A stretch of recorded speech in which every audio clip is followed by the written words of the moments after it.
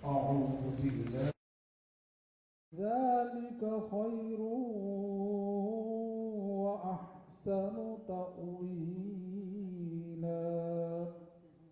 صدق الله العظيم। মহান আল্লাহ তাআলা বলেন, হে ঈমানদারগণ, তোমরা আল্লাহর আনুগত্য করো, রাসূলের আনুগত্য করো, আরো আনুগত্য করো তোমাদের নেতা।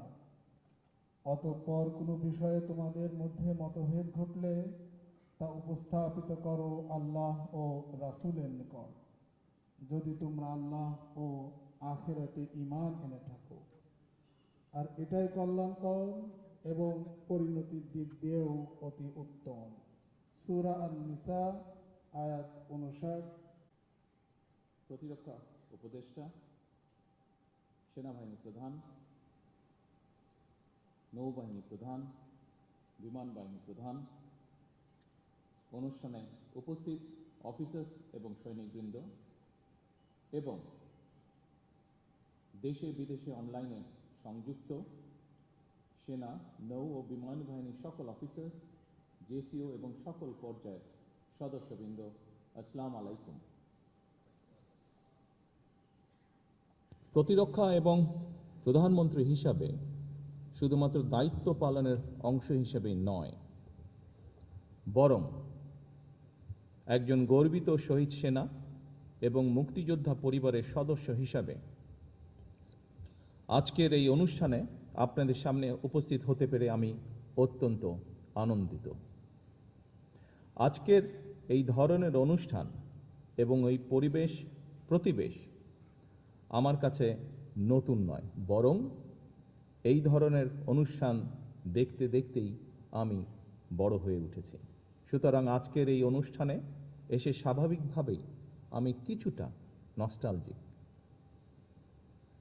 উপস্থিত সশস্ত্র বাহিনীর অফিসার্স এবং সৈনিকবৃন্দ, আমার শৈশব কৈশোরের স্মৃতির অনেকখানি দখল করে রয়েছে সশস্ত্র বাহিনীর কঠোর নিয়মানুবর্তিতা এবং দায়িত্বশীলতা।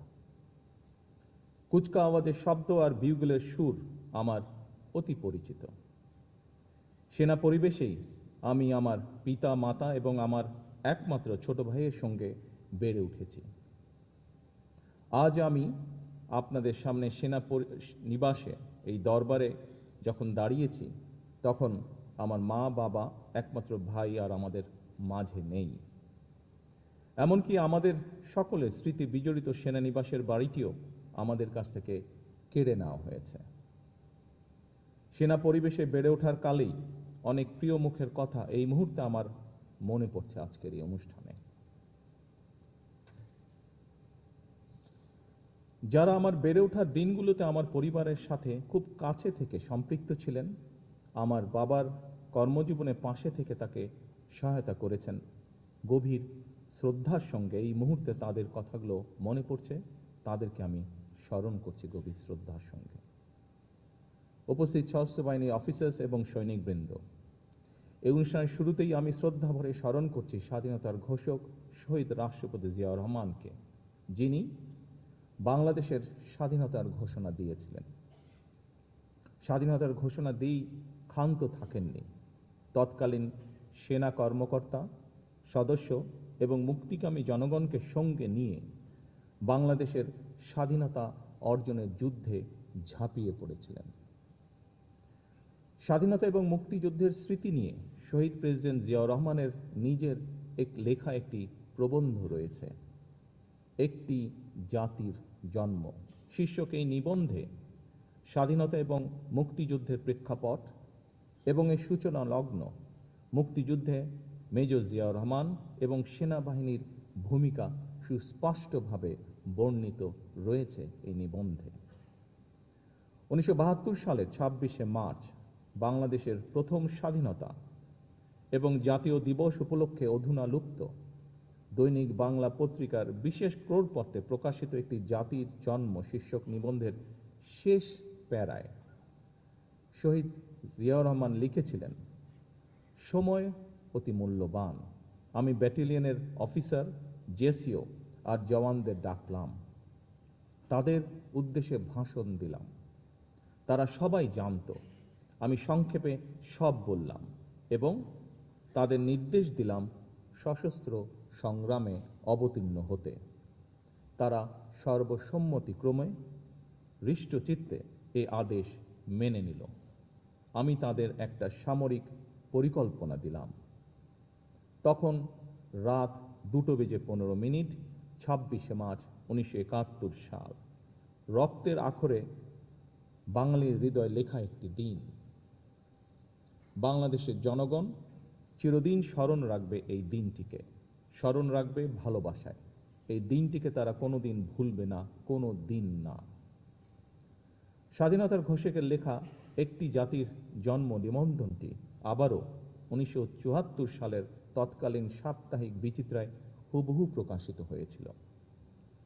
রক্তাঙ্গনের চাক্ষুষ স্মৃতি নিয়ে শহীদ জিয়ার লেখা নিবন্ধটি যখন প্রকাশিত হয়েছিল, সেই সময়টিতে প্রায় সকল মুক্তিযোদ্ধারাই ছিলেন জীবিত বা বর্তমান, এবং তারা ছিলেন সেই সময় সাক্ষী।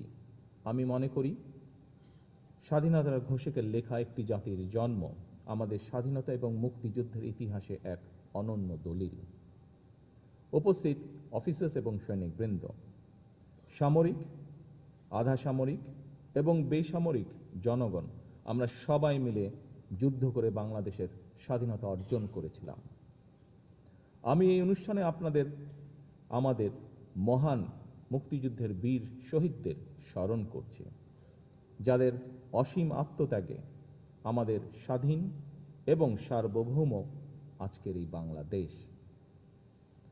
দেশের স্বাধীনতা অর্জনের পরও বিভিন্ন সময় দেশের স্বার্থ বিরোধী তৎপরতা মোকাবেলা কিংবা বিদেশের মাটিতে দেশ এবং দেশের সশস্ত্র বাহিনীর গৌরব এবং মর্যাদা সমুন্নত রাখতে গিয়ে সশস্ত্র বাহিনীর যারা জীবন দিয়েছেন, যার মধ্যে পার্বত্য চট্টগ্রামে 217 জন এবং জাতিসংঘ শান্তিরক্ষা মিশনে গিয়ে এ পর্যন্ত 151 জন জীবন উৎসর্গ করেছেন। অনেকে হয়েছেন আহত। আমি তাদের আত্মদানকে কৃতজ্ঞতার সঙ্গে শ্রদ্ধা ভরে স্মরণ করছি। সশস্ত্র বাহিনীর উপস্থিত অফিসার্স এবং সৈনিকবৃন্দ, সশস্ত্র বাহিনী কেবল যুদ্ধকালীন প্রয়োজনে একটি অবশ্যম্ভাবী শক্তি নয়, বরং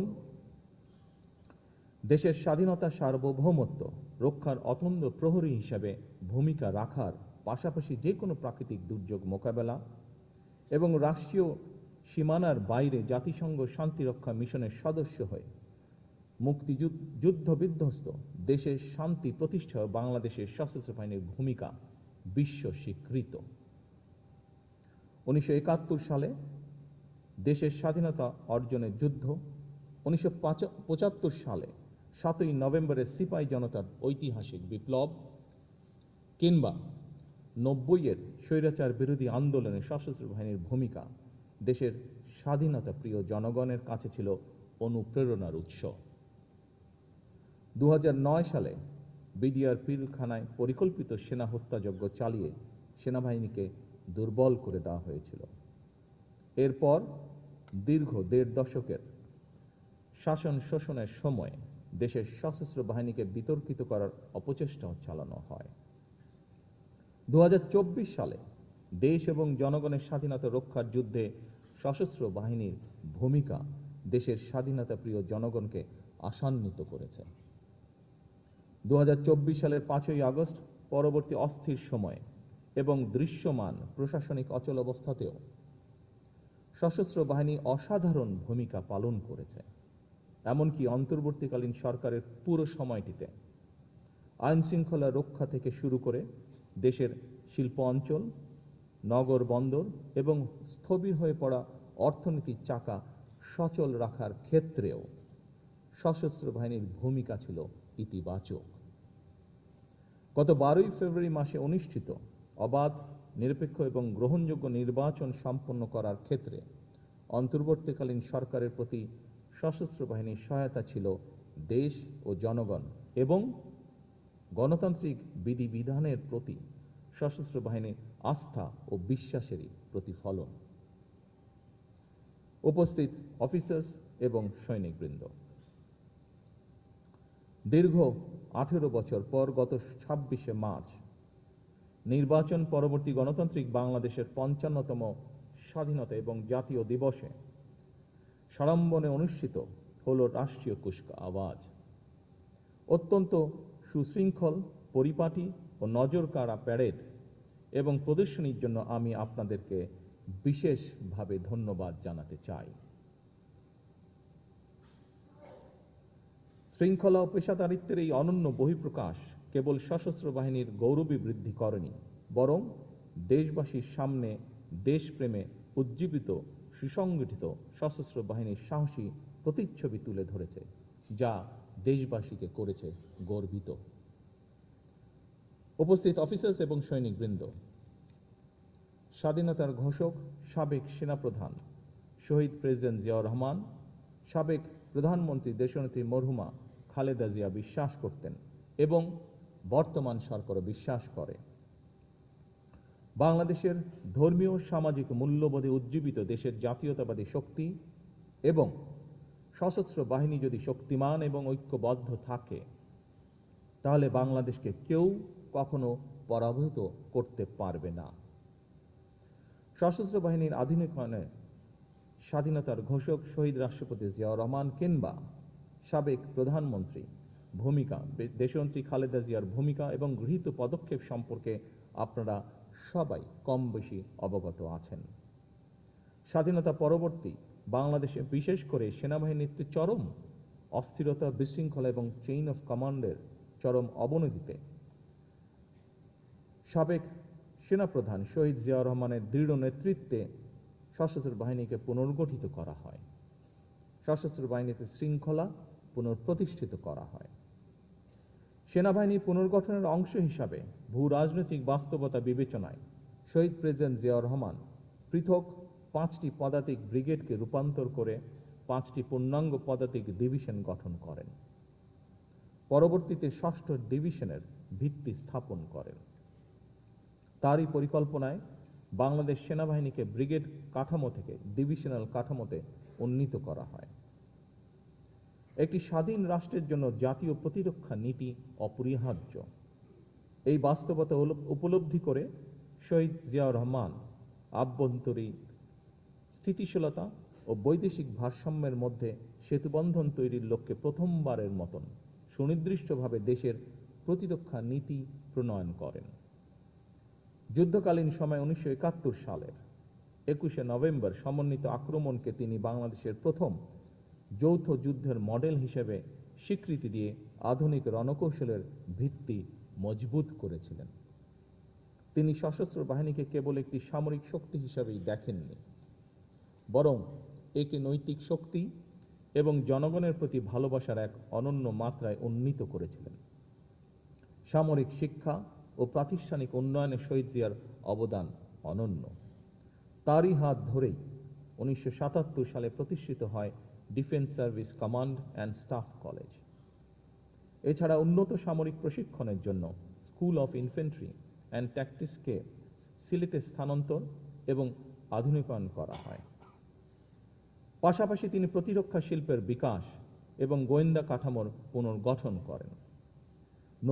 নৌবাহিনীর সক্ষমতা বৃদ্ধির জন্য তিনি 1978 সালে যুক্তরাজ্য হতে অ্যান্টি এয়ারক্রাফট সক্ষমতা সম্পন্ন ফ্রিগেট বাংলাদেশ নৌবাহিনী জাহাজ আলী হায়দার এবং 1980 সালে 4টি পেট্রোল ক্রাফট অন্তর্ভুক্ত করেন। আন্তর্জাতিক অঙ্গনেও তার দূরদর্শী পদক্ষেপের ফলে 1981 সালে কুয়েতে প্রথম বৈদেশিক মিশনের মাধ্যমে আন্তর্জাতিক অঙ্গনে বাংলাদেশ সশস্ত্র বাহিনীর কার্যক্রমের সূচনা ঘটে, যা আজ বিশ্বব্যাপী স্বীকৃত।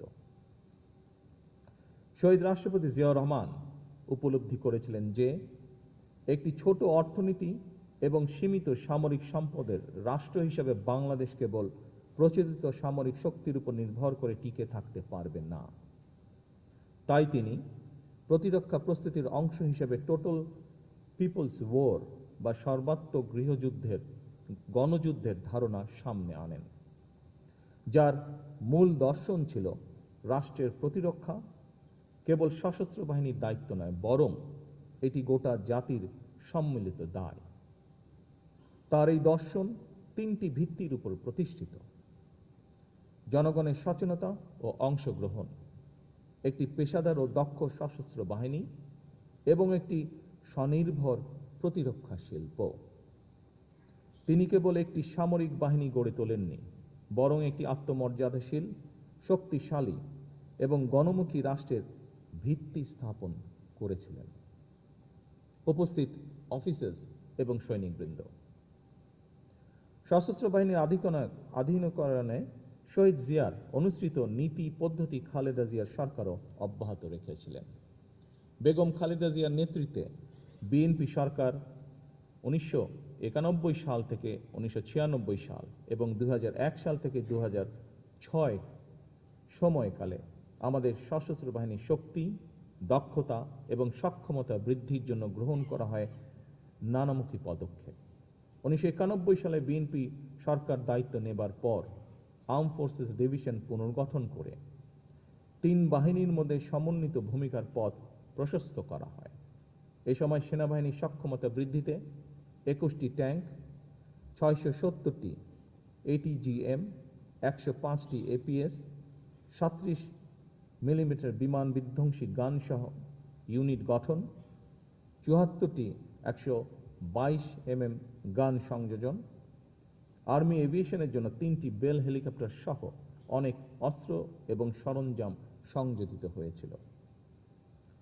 নৌবাহিনীর সক্ষমতা বৃদ্ধির জন্য 1992 সালে 4টি মিসাইল বোট, 1994 সালে 4টি মাইন সুইপিং জাহাজ, 2002 সালে বাংলাদেশ নৌবাহিনী জাহাজ সালাম ও অগ্রদূত, 2003-4 সালে 5টি OPV, 2টি পেট্রোল ক্রাফট, 2টি টাগবোট সংযোজিত হয়। ত্রিমাত্রিক নৌবাহিনী গড়ে তোলার লক্ষ্যে 2003 সালেই 4টি সাবমেরিনের সমন্বয় সাবমেরিন স্কোয়াড গঠনের নীতিগত অনুমোদন হয়, যার ধারাবাহিকতায় 2017 সালে 2টি সাবমেরিন নৌবহরে সংযুক্ত হয়েছে। যুদ্ধ জাহাজ ও টহল সক্ষমতা বৃদ্ধি, উপকূলীয় নজরদারি এবং সামগ্রিক নিরাপত্তা ব্যবস্থার উন্নয়ন এবং আন্তর্জাতিক সহযোগিতা সম্প্রসারণের মাধ্যমে বাংলাদেশের নৌবাহিনীকেও আরও শক্তিশালী ও কার্যকর বাহিনী হিসাবে গড়ে তোলা হয়েছিল। বিমান বাহিনীর শক্তি বৃদ্ধির জন্য 1991 থেকে 96 সাল এবং 2001 থেকে 2006 সালের মধ্যে 15টি Mi-17 হেলিকপ্টার, 22টি F-6 যুদ্ধ বিমান, 8টি L-39ZA যুদ্ধ বিমান, 12টি T-37B যুদ্ধ বিমান, একটি N-32 পরিবহন বিমান এবং 26টি PT-6 প্রাইমারি প্রশিক্ষণ বিমান ক্রয় করা হয়েছিল। একই সাথে বগুড়া ও মৌলভীবাজার রাডার ইউনিটের মাধ্যমে বিমান বাহিনীর রাডার নেটওয়ার্ককে করা হয়েছিল শক্তিশালী। 101 বিশেষ ফ্লাইং ইউনিট স্থাপন করা হয়েছিল, যার মাধ্যমে আকাশ সীমা পর্যবেক্ষণ ও প্রতিরক্ষা ব্যবস্থাকে করা হয়েছিল আরও শক্তিশালী। এই সমস্ত পদক্ষেপের ফলে বাংলাদেশ বিমান বাহিনী ধীরে ধীরে আরও শক্তিশালী, কার্যকর এবং জাতীয় নিরাপত্তার জন্য অপরিহার্য বাহিনী হিসেবে আত্মপ্রকাশ করেছে। উপস্থিত সশস্ত্র বাহিনীর অফিসার্স এবং সৈনিকবৃন্দ, আপনারা অবশ্যই অবগত আছেন সশস্ত্র বাহিনীকে মডার্নাইজ করার জন্য ফোর্সেস গোলের প্রাথমিক ধারণা ও কাজ 2003 সালের থেকে বেগম খালেদা জিয়ার সময় থেকেই শুরু হয়েছিল। আধুনিক প্রযুক্তি নির্ভর এবং দক্ষতা বৃদ্ধির জন্য সশস্ত্র বাহিনীর সদস্যদের উন্নত প্রশিক্ষণ, সেনা সদস্যদের কল্যাণমূলক উদ্যোগ এবং নতুন ও উন্নত অস্ত্র সংযোজনের মাধ্যমে বাহিনী সমূহের সাংগঠনিক কাঠামো পুনঃসংগঠিত করা হয়েছিল। একই ধারাবাহিকতায় 2002 সালের 10ই জানুয়ারি প্রথমবারের মতন military institute of science and technology MIST সম্প্রসারণ করে বেসামরিক শিক্ষার্থীদের জন্য ভর্তির দ্বার উন্মুক্ত করা হয়েছিল। পাশাপাশি ক্যান্টনমেন্ট পাবলিক স্কুল সমূহের প্রসার, ফেনী ও জয়পুরহাট গার্লস ক্যাডেট কলেজ স্থাপন সহ অন্যান্য ক্যাডেট কলেজগুলো সমূহের সংস্করণ ও মডার্নাইজেশনের উদ্যোগ গ্রহণ করা হয়েছিল, যা শুধু সশস্ত্র বাহিনীর সাংগঠনিক শক্তি বৃদ্ধি নয়, বরং একটি জ্ঞানভিত্তিক, প্রযুক্তিমুখী, পেশাদার এবং সুসংগঠিত বাহিনী হিসাবে বাংলাদেশের গুরুত্বপূর্ণ ভূমিকা রেখেছে। জাতিসংঘ শান্তিরক্ষা মিশনে বাংলাদেশের অংশগ্রহণকে বিএনপি সরকার এক নতুন উচ্চতায় নিয়ে গিয়েছিল। কুয়েত, হাইতি, রুয়ান্ডা ও অ্যাঙ্গোলা সহ বিভিন্ন মিশনে সশস্ত্র বাহিনী তথা আপনাদের অভাবনীয় সাফল্য আজ বিশ্বজুড়ে বাংলাদেশের ভাবমূর্তিকে করেছে উজ্জ্বল। এছাড়াও বেগম খালেদা জিয়া সেনা সদস্যদের কল্যাণে প্রতিটি সেনানিবাসে আবাসন উন্নয়ন ও সিএমএইচের আধুনিকরণকে সর্বোচ্চ গুরুত্ব দিয়েছিলেন। সশস্ত্র বাহিনীর স্বাধীনতা সার্বভৌমত্ব রক্ষার অত্যন্ত প্রহরী এটি মরহুমা খালেদা জিয়া মনে প্রাণে বিশ্বাস করতেন। আর সে কারণেই আমরা দেখেছি, দেশবাসী দেখেছে, 2025 সালের 21শে নভেম্বর প্রচণ্ড অসুস্থতা সত্ত্বেও জীবনের ঝুঁকি নিয়ে হুইল চেয়ারে করে তিনি সেনানিবাসে উপস্থিত হয়েছিলেন। তার সেদিন সেনানিবাস থেকে ফিরে যাওয়ার পরে একদিন পরেই তিনি হসপিটালে অ্যাডমিট হয়েছিলেন এবং সেখান থেকে তিনি আর ফিরে আসেননি। এবং এটিই ছিল তার জীবনের সর্বশেষ অনুষ্ঠান। এর মাধ্যমে সশস্ত্র বাহিনী এবং প্রিয় বাংলাদেশের প্রতি বেগম খালেদা জিয়ার নিখাদ ভালোবাসা প্রতিফলিত হয়ে উঠেছিল। উপস্থিত সশস্ত্র বাহিনীর প্রিয় কর্মকর্তা এবং সদস্যবৃন্দ, সশস্ত্র বাহিনী কোনো নির্দিষ্ট ব্যক্তি, পরিবার কিংবা দলের সম্পত্তি নয়। সশস্ত্র বাহিনী একটি স্বাধীন রাষ্ট্রের শক্তি এবং মর্যাদার প্রতীক। রাষ্ট্রীয় সংবিধানের প্রতি দায়বদ্ধতা এবং জনগণের অবিচল আস্থাই হতে হবে সশস্ত্র বাহিনীর পথ চলার প্রধান ভিত্তি। দেশের স্বাধীনতা সার্বভৌমত্ব রক্ষা করাই আমাদের প্রতিটি সদস্যের একমাত্র এবং পবিত্র চূড়ান্ত দায়িত্ব। আমরা এমন এক সশস্ত্র বাহিনী চাই যাদেরকে বহিঃশক্তি সমীহ করবে আর দেশের জনগণ রাখবে আস্থায়। পেশাদারিত্বের প্রশ্নে কোনো আপোষ না করে সশস্ত্র বাহিনীকে সবসময় একটি সুউচ্চ আদর্শিক অবস্থানে থাকতে হবে। রাষ্ট্রীয় মর্যাদা রক্ষায় শহীদ রাষ্ট্রপতি জিয়াউর রহমান সশস্ত্র বাহিনীর প্রতিটি স্তরে দেশপ্রেমের যে অগ্নিশিখা জ্বালিয়ে দিয়েছিলেন তা যেন কখনো নিভে না যায়। 26শে মার্চ স্বাধীনতার ঘোষণা, 21শে নভেম্বর যৌথ সামরিক পূর্ণতা এবং 7ই নভেম্বর দেশপ্রেম ও পেশাদারিত্বের পুনর্জাগরণ, এই তিন অবিভাজ্য ধারা আমাদের সামরিক বাহিনীর, সশস্ত্র বাহিনীর ঐতিহ্যের মেরুদণ্ড। গণতান্ত্রিক দায়িত্ববোধ এবং দেশের সার্বভৌমত্ব অত্যন্ত প্রহরী হিসাবে নিজেদের প্রস্তুত রেখে এই বাহিনীর গৌরবোজ্জ্বল ইতিহাসকে আগামী প্রজন্মের অনুপ্রেরণা হিসেবে টিকিয়ে রাখা আমাদের সকলের সম্মিলিত অঙ্গীকার। উপস্থিত সশস্ত্র বাহিনীর অফিসার্স এবং সৈনিকবৃন্দ, আমাদের সামনে নতুন বাস্তবতা এসেছে। বর্তমান সময় যুদ্ধের ধরন পাল্টেছে, বদলেছে নিরাপত্তারও ধরন।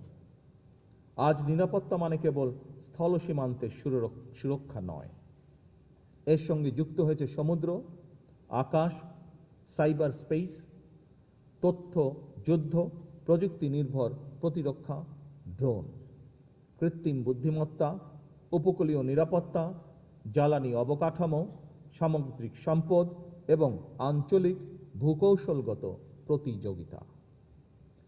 সশস্ত্র বাহিনীকে শুধুমাত্র আধুনিক যুদ্ধ সরঞ্জাম সংযোজনেই সীমাবদ্ধ না থেকে বরং একই সাথে সমান গুরুত্বের সাথে পেশাগত দক্ষতা, কৌশলগত প্রজ্ঞা ও জ্ঞানভিত্তিক সক্ষমতা বৃদ্ধিতে সর্বদা সচেষ্ট থাকতে হবে।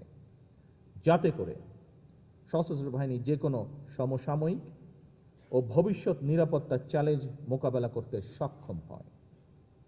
এই বাস্তবতাকে সামনে রেখে সশস্ত্র বাহিনীর উন্নয়নে আমাদের সরকারের নির্বাচনী ইশতেহারে বিশেষ প্রাধান্য দেওয়া হয়েছে। শুধুমাত্র সশস্ত্র বাহিনী নয়, নির্বাচনের আগে ঘোষিত ইশতেহারে দেশের প্রতিটি সেক্টরের সংস্কার এবং উন্নয়ন, সেক্টর সকল শ্রেণী পেশার মানুষের অর্থ, সামাজিক এবং জীবনমান উন্নয়নের লক্ষ্যে সুনির্দিষ্ট নীতিমালা এবং কর্মসূচি প্রকাশ করা হয়েছিল। নারীর অর্থনৈতিক ক্ষমতা উন্নয়নে লক্ষ্যে দেশের প্রায় 4 কোটি পরিবারের নারী প্রধানের কাছে আমরা ফ্যামিলি কার্ড পৌঁছে দিতে চাই পর্যায়ক্রমিকভাবে। ক্রীড়াকে পেশা হিসেবে প্রতিষ্ঠিত করার লক্ষ্যে ক্রীড়া কার্ড এরই মধ্যে দেওয়ার কার্যক্রম শুরু হয়েছে। দেশের সকল মসজিদের ইমাম, খতিব, মুয়াজ্জিম এবং সকল ধর্মাবলম্বী ধর্মীয় প্রধানদের জন্য আর্থিক সম্মানের যে কমিটমেন্ট আমাদের ছিল, সেটির কাজও বর্তমান সরকার শুরু করেছে। দেশে অনাহত বন্যা, খরা মোকাবেলা করে পানি ব্যবস্থাপনা এবং সেচ এবং বিশেষ করে কৃষি সেচ সুবিধা নিশ্চিত করার লক্ষ্যে খাল খনন কর্মসূচির কাজ এরই ভিতরে শুরু হয়েছে। এভাবেই প্রতিটি কর্মসূচি বর্তমান সরকার ইতিমধ্যে পাইলট প্রজেক্ট হিসেবে বাস্তবায়ন শুরু করে দিয়েছে আলহামদুলিল্লাহ। একটি নীতিমালার ভিত্তিতে পর্যায়ক্রমে সারা দেশে সবাই সরকার ঘোষিত এই সকল সুবিধাগুলি পাবেন ইনশাআল্লাহ। উপস্থিত সশস্ত্র বাহিনীর অফিসার্স এবং সৈনিকবৃন্দ, আগামী 14 এপ্রিল অর্থাৎ বাংলা নববর্ষের প্রথম দিন থেকে আমরা কৃষকদের জন্য কৃষক কার্ড প্রদান শুরু করতে যাচ্ছি। আমরা আশা করছি কৃষি অর্থনীতির বিকাশ এবং কৃষকদের জীবন মান উন্নয়নে কৃষক কার্ড অবশ্যই একটি গুরুত্বপূর্ণ ভূমিকা রাখবে। পর্যায়ক্রমে সারা দেশের সকল কৃষক এই সুবিধা পাবেন, যা প্রায় 2,75,00,000 কৃষক, যারা সরাসরি কৃষি পেশার সাথে জড়িত। এছাড়াও বর্তমান সরকার কৃষি ও মৎস্য খাতে 10,000 টাকা পর্যন্ত কৃষি ঋণ সুদ সহ মওকুফ করেছে। এতে করে প্রায় 12 লক্ষ কৃষক সরাসরি উপকৃত হয়েছেন। বিশ্বের বিভিন্ন দেশে প্রায় 1.5 কোটি প্রবাসী বাংলাদেশী রয়েছেন। বর্তমান সরকার তাদের জন্য প্রবাসী কার্ড প্রদানের সিদ্ধান্ত গ্রহণ করেছে, যা পর্যায়ক্রমিকভাবে বাস্তবায়ন করা হবে। শুধুমাত্র আর্থসামাজিক কর্মসূচি নয়, রাষ্ট্র মেরামতের লক্ষ্যে বিএনপি সরকার জুলাই সনদ স্বাক্ষর করেছিল। যেভাবে সনদ স্বাক্ষর করা হয়েছে, বর্তমান সরকার স্বাক্ষরিত সনদের প্রতিটি দফা যথাযথভাবে বাস্তবায়ন করতে বদ্ধপরিকর। আমাদের এসব কাজ করার উদ্দেশ্য হচ্ছে, বর্তমান সরকার বিশ্বাস করে দেশের স্বাধীনতা, সার্বভৌমত্ব নিরাপদ এবং সমন্বিত রাখতে শক্তিশালী সশস্ত্র বাহিনীর পাশাপাশি দেশের নাগরিকদের রাজনৈতিক এবং অর্থনৈতিক ক্ষমতা উন্নয়ন নিশ্চিত থাকা জরুরি। বর্তমান সরকার সশস্ত্র বাহিনীকে আরও শক্তিশালী করতে চায়। আমাদের সরকারের ভিশন হল একটি আধুনিক, প্রযুক্তি নির্ভর এবং দ্রুত প্রতিক্রিয়াশীল সমন্বিত বাহিনী গড়ে তোলা। আমরা এমন সক্ষমতা অর্জন করতে চাই যা কেবল সীমান্ত রক্ষায় সীমাবদ্ধ থাকবে না, বরং আমাদের ক্রেডিবল ডিটারেন্স সম্ভাব্য প্রতিপক্ষকে আমাদের উপরে আক্রমণ করার চিন্তা থেকে নিরুৎসাহিত করবে। আজ এবং আগামীর বৈশ্বিক চ্যালেঞ্জ সামনে রেখে জনস্বার্থ ও সার্বভৌমত্ব রক্ষায় আমরা প্রতিরক্ষা নীতিকে সম্পূর্ণভাবে ঢেলে সাজাতে চাই। সেনা, নৌ ও বিমান বাহিনীকে আরও দ্রুত প্রতিক্রিয়াশীল এবং সমন্বিত ক্ষমতা সম্পন্ন বাহিনী হিসাবে গড়ে তুলতে চাই। দেশের প্রতিরক্ষা ব্যবস্থাকে আমরা এমনভাবে উন্নত করতে চাই যাতে জাতীয় সার্বভৌমত্ব রক্ষায় একটি বিশ্বাসযোগ্য এবং কার্যকর প্রতিরোধ ক্ষমতা গড়ে ওঠে।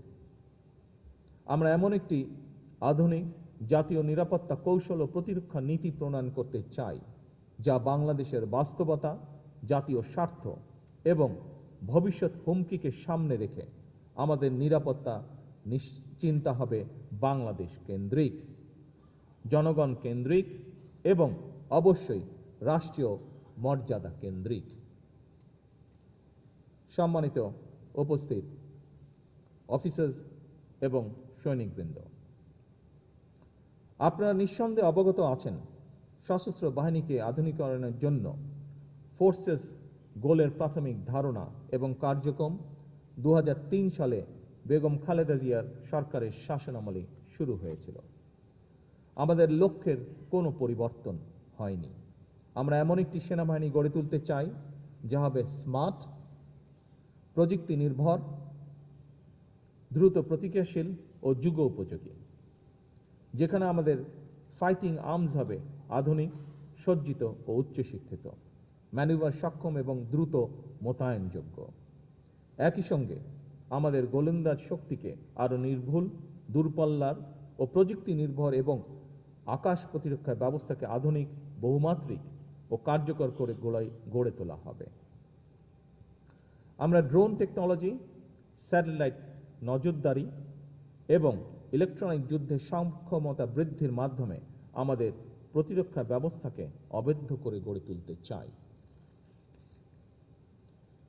সাইবার সক্ষমতা বৃদ্ধির মাধ্যমে বাহিনীর ডিজিটাল নিরাপত্তা ও ডেটা ইন্টিগ্রিটি নিশ্চিত করতে চাই আমরা। সেই সাথে আমরা আধুনিক ও স্মার্ট সমরাস্ত্র যুক্ত করার মাধ্যমে সেনাবাহিনীর সক্ষমতাকে অন্য উচ্চতায় আমরা নিয়ে যেতে চাই। নৌ নিরাপত্তাকে আমাদের সরকার বিশেষ গুরুত্ব দিচ্ছে। বঙ্গোপসাগর, সমুদ্রপথ, সামুদ্রিক সম্পদ, ব্লু ইকোনমি বা সুনীল অর্থনীতি, উপকূলীয় প্রতিরক্ষা এবং সামুদ্রিক যোগাযোগ নিরাপদ রাখা আমাদের সরকারের অন্যতম প্রধান জাতীয় অগ্রাধিকার। আমাদের বিশাল সমুদ্র সীমা এবং সুনীল অর্থনীতি সুরক্ষা নিশ্চিত করতে সেনাবাহিনীকে একটি শক্তিশালী ব্লু ওয়াটার নেভি হিসেবে গড়ে তুলতে চাই আমরা, যেখানে আধুনিক ফ্রিগেট, সাবমেরিন এবং অত্যাধুনিক সোনার ও রাডার সিস্টেমের সমন্বয়ে আমাদের সামুদ্রিক সার্বভৌমত্ব হবে সুসংহত। বিমান প্রতিরক্ষা নজরদারি, দ্রুত মোতায়েন, আকাশ সীমা সুরক্ষা এবং প্রযুক্তি ভিত্তিক সক্ষমতা বৃদ্ধির জন্য বিমান বাহিনীর মডার্নাইজেশন অব্যাহত রাখতে চাই আমরা। আকাশ সীমা রক্ষায় অত্যাধুনিক মাল্টিরোল যুদ্ধ বিমান সংযোজন এবং বহুস্তরীয় সমন্বিত বিমান প্রতিরক্ষা ব্যবস্থা স্থাপন করে আমাদের বিমান বাহিনীকে একটি নতুন উচ্চতায় নিয়ে যাওয়ার প্রত্যয় আজকের এই অনুষ্ঠানে আমি ব্যক্ত করছি। 3 বাহিনীর মধ্যে আধুনিক জয়েন্ট অপারেশন নীতি এবং C4I অর্থাৎ কমান্ড, কন্ট্রোল, কমিউনিকেশন, কম্পিউটার্স এবং ইন্টেলিজেন্স সিস্টেমের আধুনিকায়ন আমাদের যে কোনো সংকটকালীন মুহূর্তে দ্রুত সিদ্ধান্ত গ্রহণ ও কার্যকর মোতায়েন নিশ্চিত করবে। সেই সাথে সীমিত সম্পদের সর্বোচ্চ ব্যবহার নিশ্চিত করে আমাদের সশস্ত্র বাহিনী দেশের সার্বভৌমত্ব রক্ষা, জনগণের দুর্যোগে পাশে দাঁড়ানো এবং আন্তর্জাতিক অঙ্গনে বাংলাদেশের মর্যাদা সমুন্নত রাখতে সক্ষম হবে।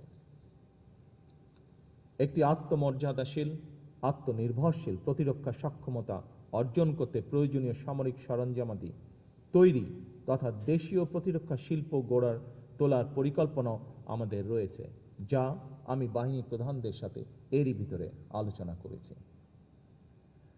এই পরিকল্পনায় টেকনোলজি ট্রান্সফারের মাধ্যমে নিজস্ব প্রযুক্তিতে অস্ত্র, গোলাবারুদ ও সামরিক সরঞ্জামাদি নির্মাণে সর্বোচ্চ জোর দেওয়া হবে। পরিকল্পনা সফল হলে এটি নিঃসন্দেহে আমাদের জাতীয় নিরাপত্তার পাশাপাশি প্রযুক্তি, কর্মসংস্থান এবং কৌশলগত স্বাধীনতাও বাড়াবে আমাদের।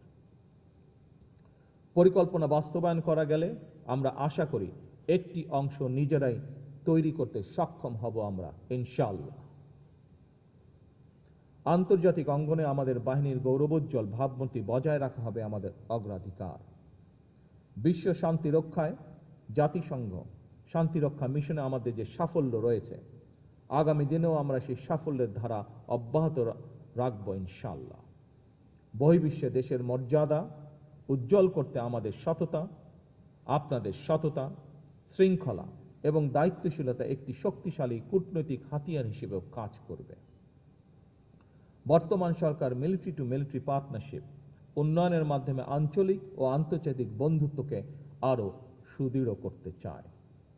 নতুন প্রজন্মের সেনা সদস্যদের দেশপ্রেম, সাহস ও প্রজ্ঞাকে আমরা আধুনিক প্রযুক্তির সাথে সমন্বয় করে একটি বিশ্বমানের স্মার্ট ও পেশাদারিত্ব সশস্ত্র বাহিনী গড়ে তুলতে চাই ইনশাআল্লাহ। আজ আপনাদের সামনে আমি সশস্ত্র বাহিনী নিয়ে বর্তমান সরকারের কিছু পরিকল্পনা এবং পদক্ষেপের কথা বলেছি। একই সঙ্গে আমি বিগত ১.৫ দশকের সময় কিছু তপ্ত ও তিক্ত বাস্তবতাকেও আপনাদের সামনে তুলে ধরতে চাই।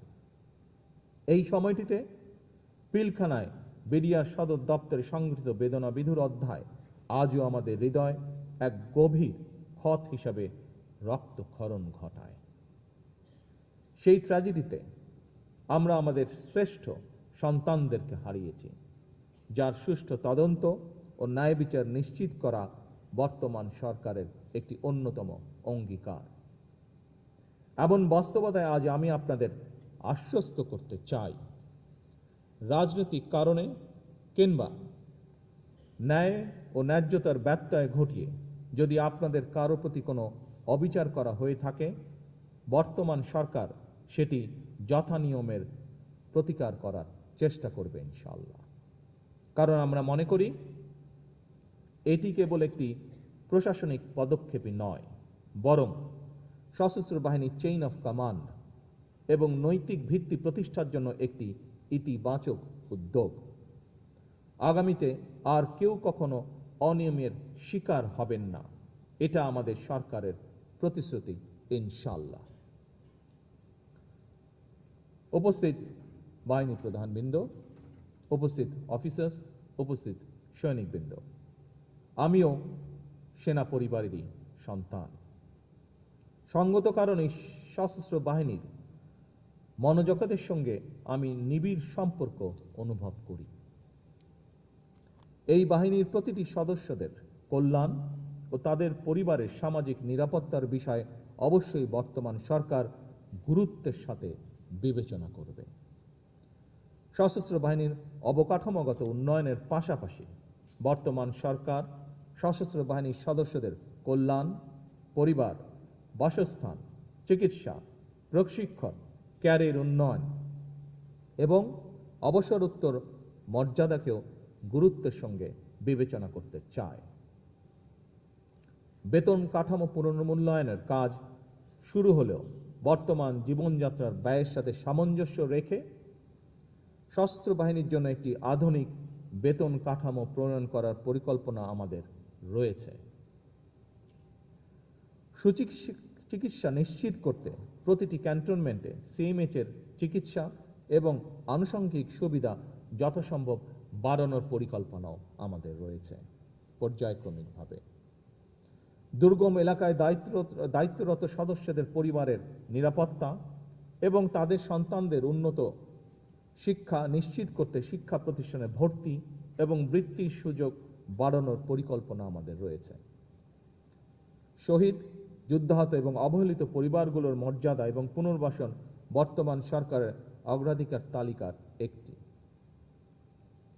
সেনানিবাসগুলোতে আবাসন এবং জীবনযাত্রার মান উন্নয়ন সহ তৃণমূল পর্যায়ে সেনা সদস্যদের জন্য অবসরোত্তর সামাজিক নিরাপত্তা ও আত্মমর্যাদাশীল অবস্থান নিশ্চিত করাও বর্তমান সরকার এ ব্যাপারে সচেতন। বর্তমান সরকার ইতিমধ্যেই অবসরপ্রাপ্ত সেনাদের জীবনমান উন্নয়নে তাদের দীর্ঘদিনের প্রত্যাশা অনুযায়ী ওয়ান র্যাঙ্ক ওয়ান পেনশন নীতি চালুর ব্যাপারে নীতিগতভাবে আমরা একমত, যা আমাদের নির্বাচনী ম্যানিফেস্টোতেও আমরা উল্লেখ করেছি। উপস্থিত সশস্ত্র বাহিনীর অফিসার্স এবং সৈনিকবৃন্দ, এবার আমি আপনাদের সামনে কিছু কৌশলগত দিক নির্দেশনা রাখতে চাই। আপনারা সংবিধান, শপথ, শৃঙ্খলা এবং কমান্ডের প্রতি অবিচল থাকবেন। আমাদের সকলকে মনে রাখতে হবে চেইন অফ কমান্ড, ডিসিপ্লিন এবং পেশাদারিত্ব সশস্ত্র বাহিনীর সফলতার মূল চাবিকাঠি। সুতরাং নিজেদের পেশাগত দক্ষতা ক্রমাগত উন্নত করার কোনোই বিকল্প নেই। আধুনিক যুদ্ধক্ষেত্রে কেবল প্রযুক্তি দিয়ে নয়, বরং কৌশল এবং দক্ষতা দিয়ে মোকাবেলা করতে হয়। এর জন্য প্রয়োজনীয় আন্তঃবাহিনী সমন্বয় এবং কৌশলগত চিন্তা শক্তির সংমিশ্রণ থাকতে হবে অবশ্যই। জনগণের সঙ্গে আপনাদের সম্পর্ক হবে আস্থা, বিশ্বাস ও গভীর দায়িত্ববোধের। এর ভিত্তিতেই গড়ে ওঠা এক অটুট বন্ধন। এই বন্ধনই আপনাদের শক্তি এবং প্রেরণা হিসাবে কাজ করবে। আমাদের মনে রাখতে হবে, বাংলাদেশের প্রতিটি নাগরিক সশস্ত্র বাহিনীকে শুধু শেষ ভরসার আশ্রয় হিসেবেই দেখে না, বরং সাহস, দৃঢ়তা এবং নির্ভরতার প্রতীক হিসেবেও তারা আপনাদেরকে দেখে। আপনাদের প্রতি জনগণের এই অকৃত্রিম আস্থা এবং ভালোবাসাই যেন আপনাদের অন্যতম চালিকা শক্তি ও অনুপ্রেরণা হয়। দুর্নীতি, দায়িত্বে অবহেলা, অব্যবস্থাপনা এবং ক্ষমতার অপব্যবহার থেকে নিজেকে সর্বতোভাবে বিরত রাখবেন।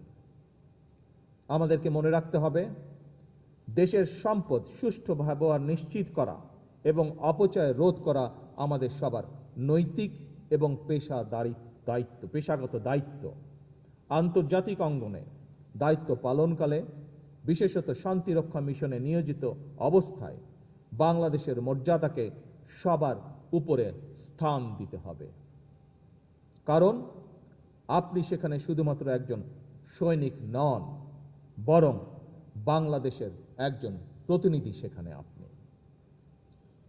উপস্থিত সশস্ত্র বাহিনীর অফিসার্স এবং সৈনিকবৃন্দ, বাংলাদেশকে আমরা এমন একটি রাষ্ট্র হিসেবে গড়ে তুলতে চাই যে বাংলাদেশ কারো আধিপত্য মেনে নেবে না, যে বাংলাদেশ বিশ্ব দরবারে মাথা উঁচু করে দাঁড়াবে। আন্তর্জাতিক সম্পর্কের মাত্রা নির্ধারিত হবে পারস্পরিক সম্মান, স্বার্থ এবং সমতার ভিত্তিতে।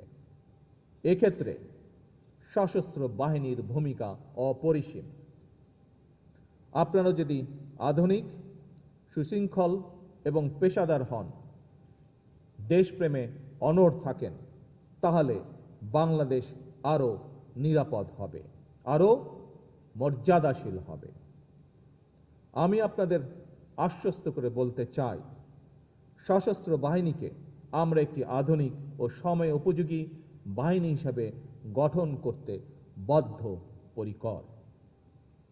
আপনাদের প্রাপ্য সম্মান, পেশাগত মর্যাদা এবং কল্যাণ নিশ্চিত করতে আমাদের সরকার সর্বদা দায়িত্বশীল থাকবে ইনশাআল্লাহ।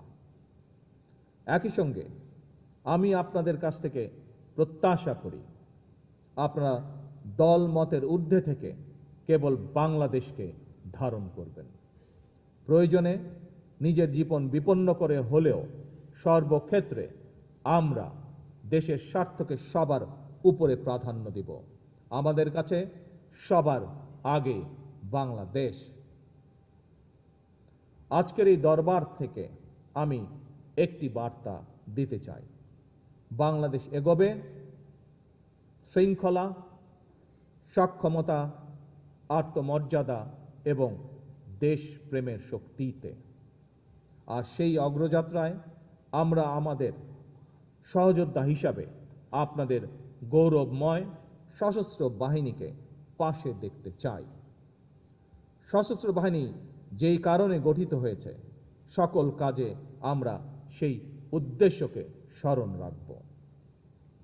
আমাদের সম্মিলিত প্রচেষ্টায় বাংলাদেশ সশস্ত্র বাহিনী হবে ইনশাআল্লাহ বিশ্বের অন্যতম শ্রেষ্ঠ, পেশাদার, আধুনিক ও মর্যাদাপূর্ণ বাহিনী।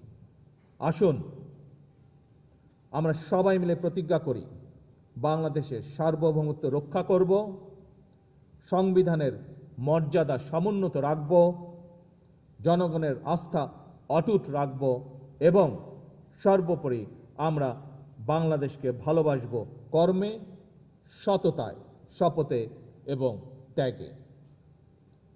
উপস্থিত সকল অফিসার্সবৃন্দ এবং সৈনিকবৃন্দ, বাংলাদেশের সশস্ত্র বাহিনী, আপনারা এদেশেরই সন্তান।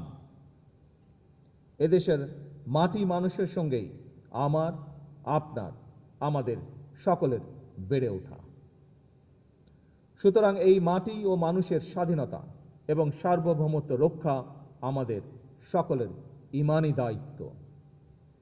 আমি গভীরভাবে উপলব্ধি করি, একজন সৈনিকের জীবন দেশের আরও ৮-১০ জন সাধারণ নাগরিকের মতো নয়, কিংবা সাধারণ একটি চাকুরি নয়।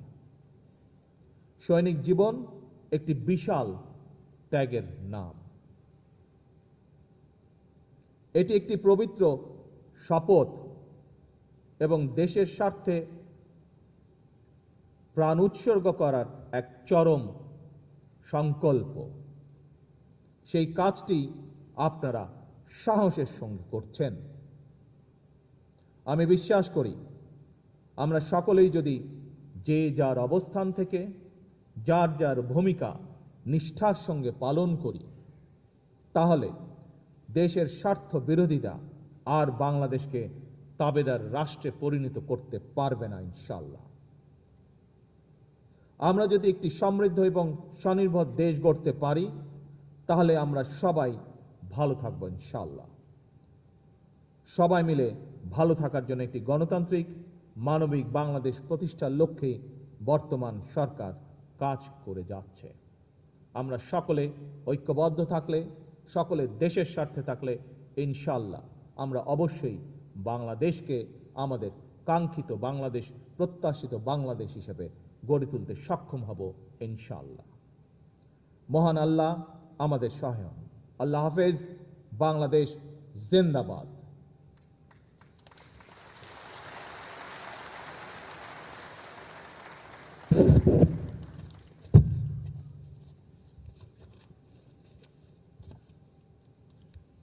উপস্থিত অফিসার্স এবং সৈনিকবৃন্দ,